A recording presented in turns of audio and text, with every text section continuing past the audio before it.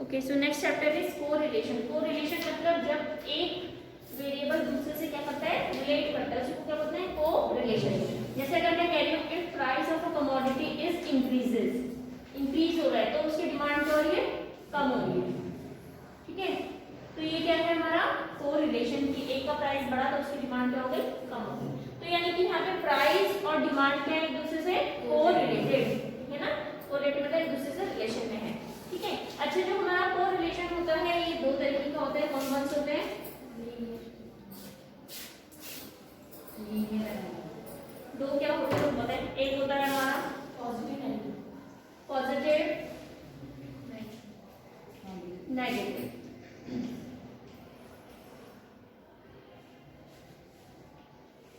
Next simple और multiple. Next linear और non linear. ठीक है, these are the different types of correlation, ये अलग अलग तरीके से कोरिलेशन। फर्स्ट आता है positive. Positive mean the when both moves in the same direction, अगर सेम डायरेक्शन में मूव हो रहे हैं, अगर मैं कह रही हूँ किसी चीज का प्राइस बढ़ रहा है तो उसकी डिमांड भी बढ़ रही है, दैट इज क्या है ये पॉजिटिव कोरिलेशन।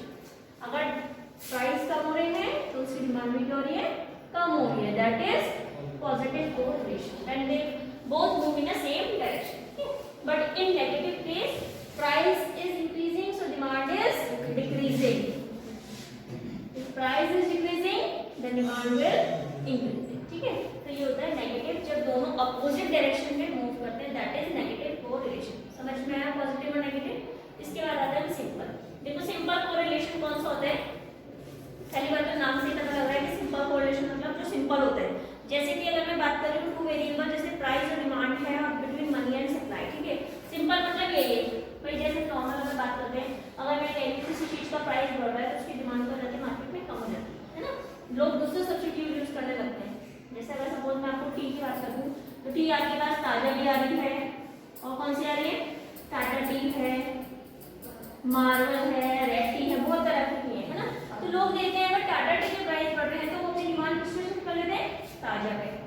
ताजे के प्राइस बढ़ रहे होंगे तो और किसी और, तो यानी उनके पास सब्स्टिट्यूट अवेलेबल है मार्केट में, और अगर एक चीज का प्राइस बढ़ रहा है तो दूसरी चीज पर अपनी डिमांड शिफ्ट कर लेते हैं। दैट इज सिंपल कोरिलेशन, कि अगर एक चीज का प्राइस बढ़ रहा है, जिसको हम पॉजिटिव बोल सकते हैं, है ना, पॉजिटिव जो हमने पढ़ा है वही सेम इसमें, कि अगर प्राइस बढ़ रहा है तो उसकी डिमांड ऑटोमेटिकली कम हो जाती है ना।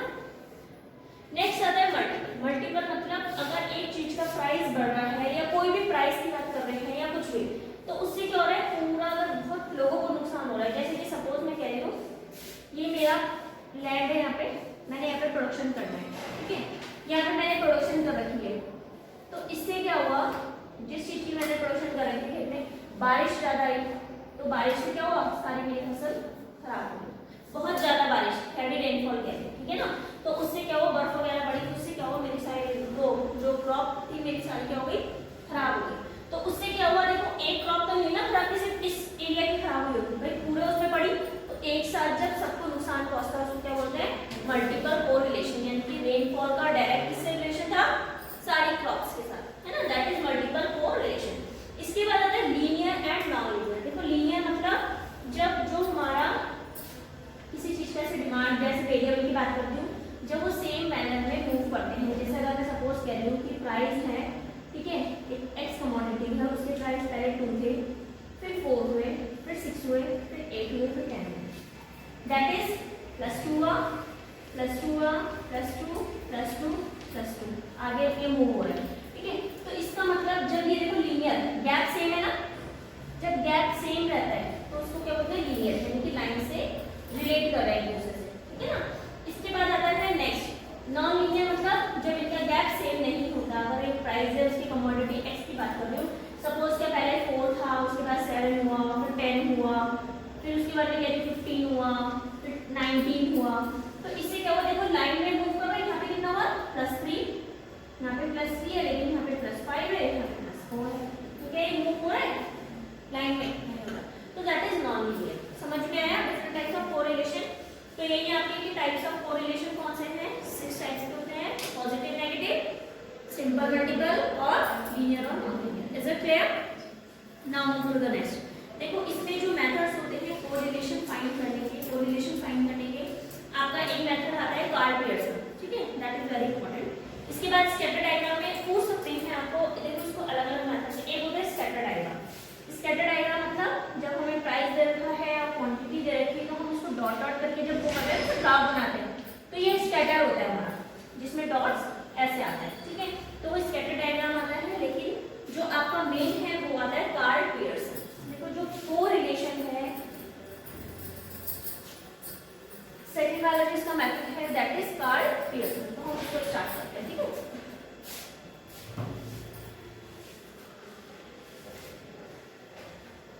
Okay, next one is Karl Pearson. देखो scatter diagram method of correlation जो है इंडिकेट करता है डायरेक्शन ऑफ कोरिलेशन, कि अप हो रही है, डाउन हो रही है, किस तरीके से हमारा ग्राफ जा रहा है उसी को डिनोट करेगा, है ना।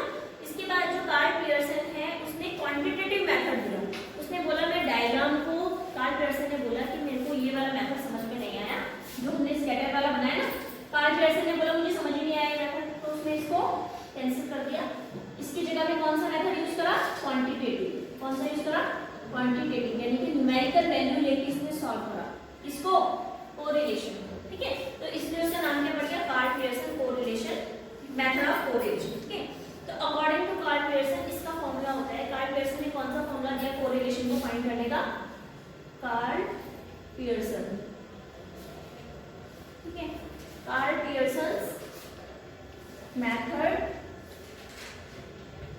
ऑफ कोरिलेशन, ठीक है। तो कार्ल पियर्सन का मेथड कौन सा है कोरिलेशन फाइंड करने का? ये है सिंपल, कोरिलेशन को R से डिनोट करते हैं, ठीक है। इसका फॉर्मूला है sigma XY upon square root of sigma X square plus sigma Y square. ये फॉर्मूला है इसका कार्ल पियर्सन का for finding the value of correlation, ठीक है।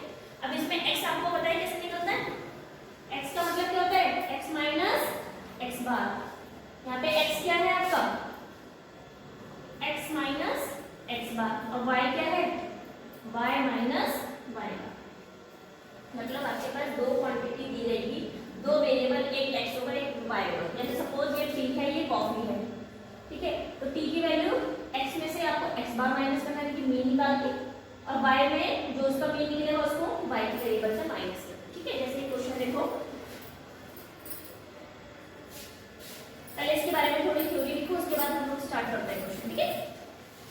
First side of chapter name that is correlation, chapter name is correlation.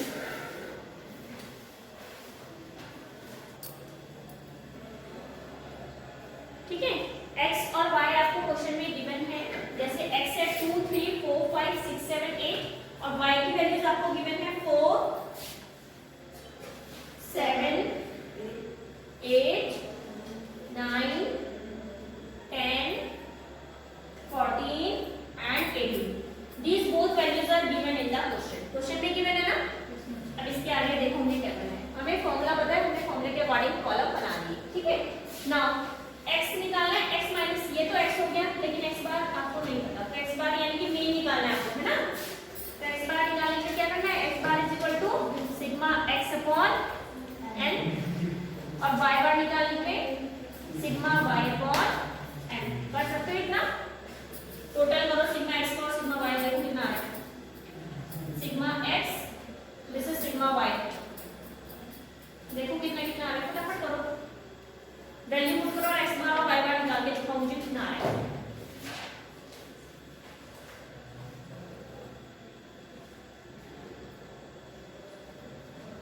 What is the value of x bar, sorry sigma x कितना आ रहा है? हाँ 35। Sigma x कितना आया? 35। तो वैल्यू है दैट इज 35 अपॉन कितनी वैल्यूज थी? 1 2 3 4 5 6 7 7 5 था, तो x बार कितना आ गया? 5। नेक्स्ट y निकालो। अब इसमें आपने क्या करना है? x माइनस x बार यानी कि 2 minus 5 3 minus 5 4 minus 5 5 minus 5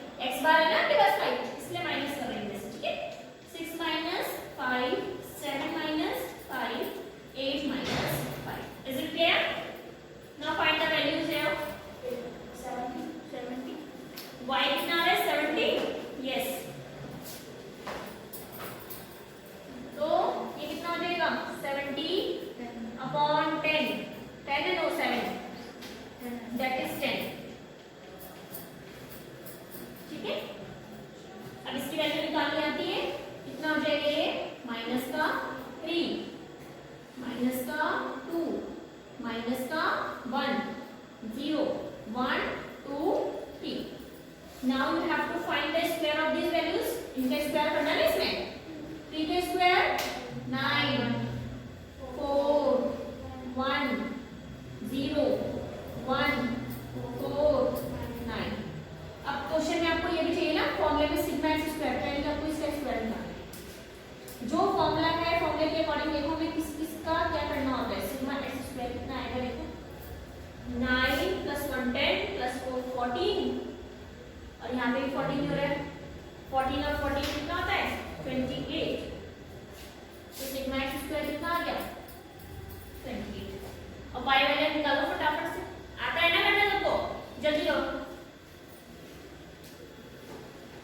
last में जो कॉलम है एक्स वाई, यानी कि ये वाला x और ये वाले y की वैल्यू को मल्टीप्लाई करके आपने इसमें लिखना है। Is it clear? Do fast, जल्दी करो, खुद से करोगे आप, ओके। सो जो क्वेश्चन थे इसको घर से करके लाना। अब नेक्स्ट क्वेश्चन देखो, from the following data compute the computation of correlation between the X and Y series. आपको क्वेश्चन ऐसे भी गिवन हो सकता है कि आपको नंबर ऑफ आइटम्स गिवन होगा, arithmetic mean is already given in the question, and next squares of deviations from mean, it is already given, and here are two series, that is x and y, x series and next series है y series। is it clear? देखो जब आपको direct ऐसे values दी जाएगी तो आपने किस तरीके से करना है, सिंपल आपने वैल्यू उठा के फॉर्मूले पुट करनी है और आंसर फाइंड करना है, ठीक है। इसमें कुछ बनाने की जरूरत ही नहीं आपको, ये आपको क्वेश्चन गिवन है, ओके। नंबर ऑफ आइटम्स आपको गिवन है दोनों के 6, अरिथमेटिक मीन गिवन है 350 एंड हियर 138, ठीक है। Now squares of deviation from mean given है, here is 19 and here is 94, okay। Now you have to find the value of coefficient of correlation, that is you have to find r is equal to क्या होता है sigma xy upon square root of sigma x square into sigma y square। is it clear? यही है formula, value आपको सेरर दे रखी है। Arithmetic mean यानी कि क्या है x बार, ये क्या है y बार, ठीक है। अब आपको इसमें दे रखा है ये स्क्वायर है, तो यानी कि sigma X square and this is sigma Y square, ठीक है। और आपको गिवन क्या है इसमें, सिग्मा एक्स और सिग्मा वाई गिवन है, और ये है n, ये क्या है n, ठीक है। अब आपको क्या करना होता है, देखो अकॉर्डिंग टू द क्वेश्चन आपको फाइंड करना है ये फॉर्मूला, तो हमने सिंपल इसमें वैल्यू रखनी है। अब वैल्यू रखने के लिए हमें पहले क्या करना है, देखो जो हमारा एक सिग्मा एक्स वाई तो है, एक्स वाई कैसे निकलेगा, ये तो वैल्यूज ये है, अब एक्स क्या है और वाई क्या है, कैसे फाइंड करोगे बताओ। एक्स बार दे रखा है, एन दे रखा है, वाई बार दे रखा है, एन दे रखा है, एक्स और वाई कैसे फाइंड करोगे।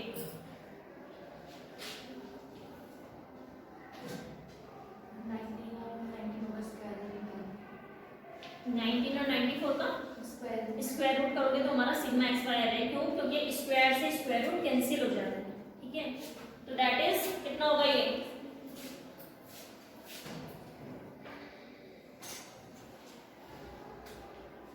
Sigma X square into sigma Y square, यही बोल रहे हो ये तो, लेकिन नीचे वाले की वैल्यू हुई,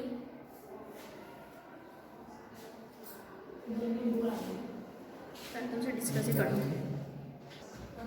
So here product of sigma xy is given, that is 41, ये भी वैल्यू गिवन है हमें, ठीक है। थोड़ा दिमाग लगाया करो कि हमने कैसे फाइंड करेंगे, क्योंकि ये तो ऑलरेडी हम उसको मल्टीप्लाई करते हैं सिग्मा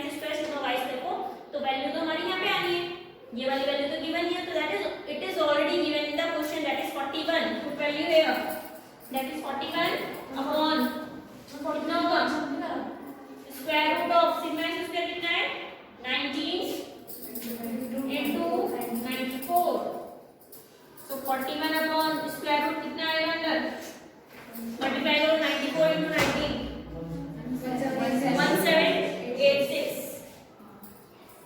इसका स्क्वायर रूट होता है 41 upon 1786 का स्क्वायर निकालो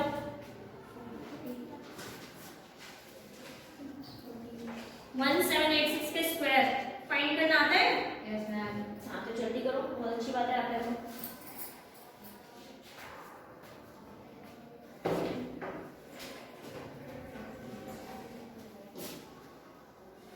कितना आया 42.26 अब पॉइंट हटा के हमने यहाँ पे 0 लगाया तो दैट इज हमारा आंसर कितना आया 0.97 ठीक है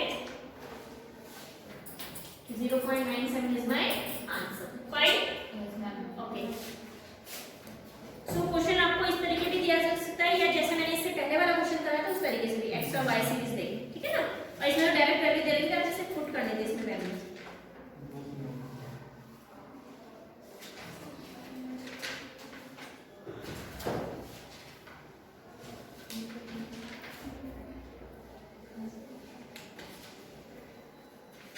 नाउ सो इस चैप्टर में बस यही है कार्ड रिवर्सल मेथड जो हमारा कंप्लीट हो गया है ठीक है इसके बाद हम लोग स्टार्ट करेंगे अपना new chapter that is index number that is all so very easy chapter index number सिर्फ इसमें आपको टेक्निक यूज करनी है कि किस तरीके से हमें फॉर्मूले यूज करने हैं